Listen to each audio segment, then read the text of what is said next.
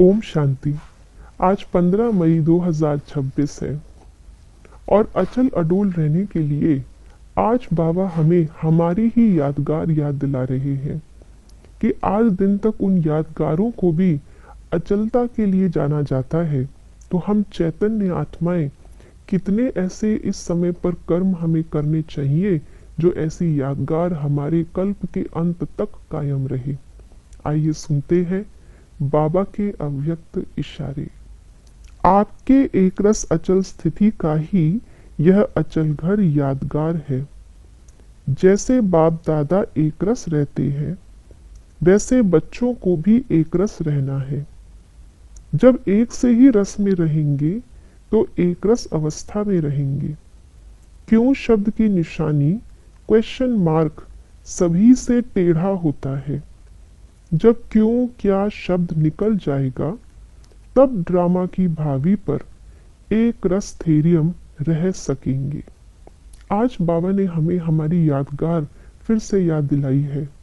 जब अपनी ही यादगार को सामने देखते हैं, जैसे कोई होता है वो अगर पहले बहुत अच्छा रहा हो पढ़ाई में, स्पोर्ट्स में, उसने बहुत सारी ट्रॉफीज घर में लगा के रखी हैं, तो जब कभी उसकी स्थिति ठीक नहीं होती है, अगर उस चीज को देख लेता है तो याद आता है कि ये मैं ही था जिसने इतना सारा नाम कमाया, इतना सारा उसने अचीवमेंट्स पाई।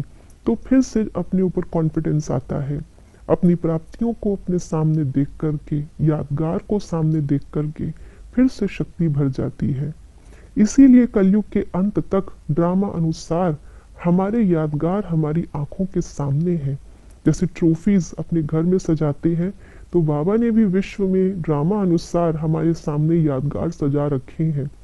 पहले हमें पता नहीं था कि ये हमारी ही यादगार है, तो उनको देख करके नशा नहीं चढ़ता था, लेकिन अब देख करके नशा चढ़ता है कि ये सारे मंदिर, ये सारी जो कथाएं हैं, इतनी सारी महिमा जो है ब्राह्मणों की, देवी देवताओं की, वो हमारी ही है। तो जो खुद ऐसे अभी इस समय प्रैक्टिकली है, उनकी स्थिति कितनी नशे वाली होनी चाहिए। कोई भी बात उसके सामने छोटी लगनी चाहिए। तो आज बाबा हमें हमेशा ऐसे ही स्मृति स्वरूप रहने के लिए हमारी यादगार फिर से याद दिला रहे हैं। दूसरा बाबा ने कहा कि इस यादगार को हम क्यों भूल जाते हैं। ये क्यों शब्द ही सबसे बड़ा कल्प्रिट है। ये क्यों शब्द के कारण ही मन के अंदर जो क्वेश्चन मार्क आते हैं तो आत्मा बिंदी वो खिसक जाती है और क्वेश्चन मार्क आ जाता है।